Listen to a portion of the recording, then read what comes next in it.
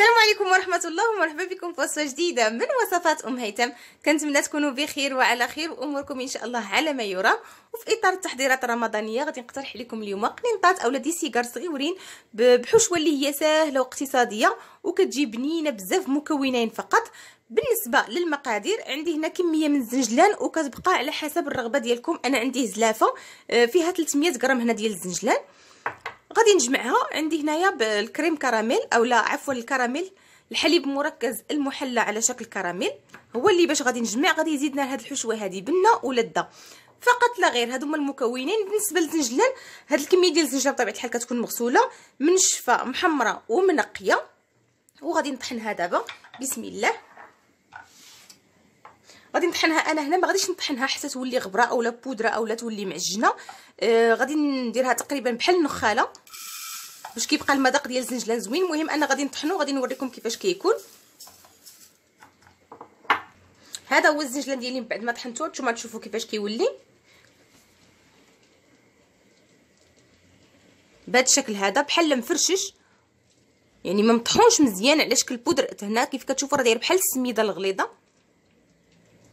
صافي هذا هو الشكل ديالو باش ما كيجيوناش، باش ما كتجيناش العقده جاريه وكيجيونا البريوات اولا لي سيكار هكا في الماكله زوينين. غادي نضيف هنايا الحليب المركز على شكل كراميل، وممكن تجمعوه غير بالعسل الا عندكم. الا ما عندكمش هذا ممكن تجمعوا هاد الحشوه غير بالعسل. انا غادي نبقى نضيف هنا غير شويه بشويه.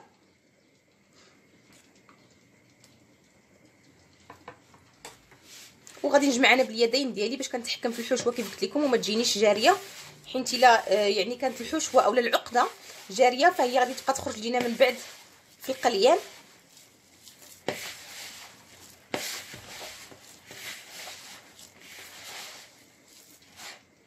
صافي كتمعكوها مزيان مزيان باش حتى داك الزنجلان كيطلق شويه داك الدهون ديالو، وما كنزيدوش بزاف من هذا الكراميل هذا. فكتجمعوها الجهد اللي كيتجمع، يعني ما تكونش جاريه كيف قلت لكم، الجهد اللي كيتجمع بحال هكا، وتقدروا تشكلوها. صافي غير بهذا الشكل. انا اكتفيت غير بداك جوج ديال المعالق اللي شفتوا درت هنايا. صافي هذيك هي الكميه. غادي نغسل اليدين ديالي وننتقلوا ان شاء الله باش غادي نشكلوها. غادي نبداو ان شاء الله في التشكيل. بالنسبه لهذا الكراميل هذا فانا غادي نستخدم منه في البريوات ديال الكاوكاوي ان شاء الله، غادي تشوفوهم معايا. داكشي علاش انايا هنا ما درتش كميه كثيره ديال الزنجلان، لاني مازال غادي ندير البريوات ان شاء الله ديال الكاوكاو وبريوات ان شاء الله ديال اللوز، فما كنكثرش الكميه باش كنوع منها، ندير شويه شويه من كل حاجه. كيف قلت لكم هذا النسلي كراميل انا غادي نصايب منه البريوات ديال الكاوكاو، وإلا بغيتو نتوما يبقى لكم الا شاط لكم فكتحتفظوا به في المجمد. الوقيته اللي كتبغيوه كتجبدوه كيطلق وكتستعملوه ما كيوقع ليه حتى شي حاجه. انا هذا غادي نخليه في الثلاجه، غادي نصايب به بريوات ديال الكاوكاو، وغادي نشكل معكم ان شاء الله دابا العقده ديال الزنجلان. غادي نديرها هكا على شكل صبيعات اللي هما صغيورين.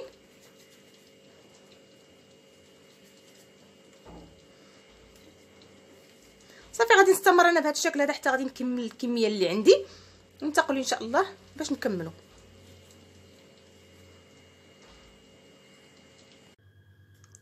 صافي من بعد ما كنكمل التشكيل ديال الصويبعات هكا ديال الزنجلان، فانا خرجت لي هنا 38 حبه، وممكن تصغروا هكا شويه في الطول وتخرج لكم حتى 40 و42 حبه.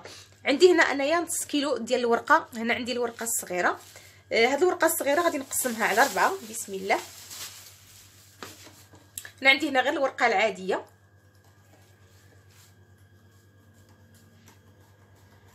غادي نقسمها على 2 ومن ثم على 4 غير بهذا الشكل هذا.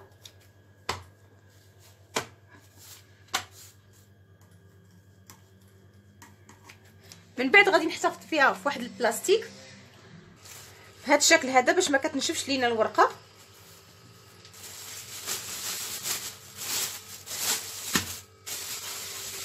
ونبداو نشكلوها ان شاء الله. كناخذ هاد ربع الورقه بهذا الشكل هذا، كنجيب العقده ديالي ديال الزنجلان كنديرها هنا في الراس باش كيجيني الشكل ديالها من بعد مثالي. صافي وكنلوي حتى كنوصل بحال هكا للعجين. كنطوي المره الاولى، ما كنجيش وكنطوي القنات بجوج باش ما كتجينيش هاد الجهه عامره بالعجين، حتى كندير الدوره بحال هكا. عاد كنطوي الجهه الاخرى باش يعني باش كتجيني هذا الصبيعات هادو او لي سيجار هادو ما كيجيوش واحد الجهه فيها العجين كتر من الاخرى. فكندير هنا شويه وهنا شويه مهم صافي. وكنكمل كنلوي. في الجهه الاخيره كنجيب هنا خليط ديال الدقيق والماء وكندير غير واحد شويه بحال هكا في الاخير. وممكن تلصقوا بالبيض، غير هو البيض مع القلي كيطلق لينا الكشكوشه في الزيت. صافي غادي نستمر انا بهذا الشكل هذا حتى غادي نكملهم كاملين. صافي من بعد ما كنعمر هكا التعمار ديال لي سيكار ديالي اولا القنينطات كنخليهم ينشفوا من بين ساعه ساعتين، ممكن تخليهم حتى ليله كامله الا ما عندكمش الوقت باش تقليوهم. كتنشف لينا هكا الورقه واحد شويه وكتقبض في راسها مزيان باش كتجينا مقرمشه. وجدت هنا شويه ديال العسل اللي سبق لي وحضرت معكم. عندي كذلك مصفات اولا كسكاس بحال هكا باش غادي نصفي اولا نقطر من العسل. عندي كذلك مصفات اللي غادي نصفي من الزيت واللي غادي نصفي من العسل. والمقلاة فوق النار كذلك فيها الزيت كتسخن وننتقلوا ان شاء الله باش غادي نقليوهم. صافي كندير الزيت ديالي كتسخن هنا على نار اللي هي مرتفعه وكنخلي النار اللي هي مرتفعه. بالحق الزيت راه ما كتكونش سخونه بزاف يعني بحال اللي كنطيبوا الفريت، غير شويه. ومن بعد غادي نبداو نحطوا فيها هكا القنيطات ديالنا وعلى نار اللي هي مرتفعه. كنخليهم كيف قلت لكم باش ما كيطرطقوش ليا في الطياب، كيبقاو محافظين على الشكل ديالهم.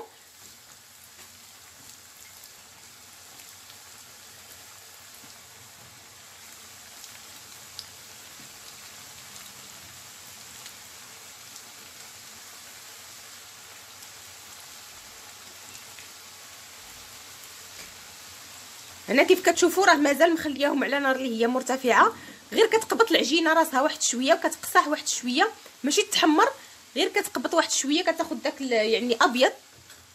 وكنقص النار كنديرها مهيله وكنخليهم يطيبوا على خاطرهم. كيف قلت لكم هاد القضيه هذه كنديرها باش العجين ديالي اولا هاد الورقه هذه كطيب على خاطرها. صافي هنا كتقيسوها بحال هكا بالمعلقه كتلقاوها قصاحت. غادي نقصوا النار، غادي نديرها المهيله ونخليهم يطيبوا على خاطرهم وغير بالمهل. نتوما كيف كتشوفوا نخلي الورقه كطيب على خاطرها اولا القنينطات ديالي يطيبوا على خاطرهم ويتحمروا وياخذوا اللون الذهبي وننتقلوا ان شاء الله باش نعسلوهم. من بعد ما كيتقلاو لينا بهذا الشكل هذا وكيتحمروا كنكون انا موجده العسل اللي كتكون بارده بطبيعه الحال. صافي وغادي نجمع لي سيكار ديالي اولا القنينطات ديالي ونديرهم بحال هكا في العسل اللي كيف قلت لكم كتكون عندي بارده. كنحاول نقطر ما امكن من الزيت باش ما كتعمرش ليا العسل عفوا بالزيت وما كتبغيش من بعد تقبط لينا على المعسلات. كنحاولوا نقصوا ما امكن من الكميه ديال الزيت عفوا. صافي هنا العسل كيف قلت لكم كتكون عندي مازال بارده. كنهزها بحال هكا وكنحطها على لي سيكار ديالي اولا القنينطات ونخليهم كيشربوا العسل بيد ما قليت القليه الثانيه. كنستمر انا بهذا الشكل هذا كنقلي وكندير في العسل حتى كنكمل الكميه كامله اللي عندي. بالنسبه للنار كيف كتشوفوا راه كنديرها مجهده فاش كنبغي نحط هكا القنينطات اولا البريوات. نستمر حتى غادي نكمل الكميه كامله اللي عندي ونتلاقاو ان شاء الله مع التقديم والشكل النهائي. كان هذا هو الشكل النهائي ديال البسلي سيجار اولا القنينطات اللي صايبت معكم بالزنجلان والكراميل. انا زينتهم بحال هكا بشويه ديال الزنجلان من الجوانب وانتم كيرجع لكم الاختيار طريقه التزيين ولا خليهم غير بحال هكاك. نتمنى هاد الوصفه ديال اليوم تكون يعني فاتتكم في طريقه اللف كذلك في طريقه القليان باش ما كيطرطقوش لكم هاد لي سيجار وكيجيوكم مقرمشين من الداخل ومن الخارج. بالنسبه لطريقه الاحتفاظ فانتم الا بغيتوا تحتفظوا بهم مده اللي هي طويله فمن الافضل في المجمد كديروا الطبقه ديال لي سيجار وكذلك طبقه ديال البلاستيك الغذائي ومن بعد طبقه ديال السيجار كتستمروا بحال هكا ما بين كل طبقتين كديروا البلاستيك باش ما كيتلاصقوش مع بعضياتهم. لقيت اللي كتبغيوهم كتجبدوا واحد الكميه كتخليوها كتطلق وكتناولوها كتبقى مقرمشه بحال اللي يلاه صايبتوها. نتمنى هاد الوصفه تكون عجبتكم. هذا هو الشكل ديالها عن قرب. الا عجبتكم الوصفه ديال اليوم كيف العاده ما تنساوناش من اللايكات بالبارطاج مع الاهل والاصدقاء ديالكم وفي مواقع التواصل الاجتماعي. الا كنتم من الناس اللي اول مره كيشاهدوا القناه نخرطوا معنا بالضغط على زر الاشتراك اولا ابوني اولا سبسكرايب الموجود اسفل الفيديو وفعلوا الجرس باش توصلوا دائما بكل جديد. بعدا كنكون وصلت نهايه وصفه اليوم مع وصفات اخرى ان شاء الله. مع السلامه.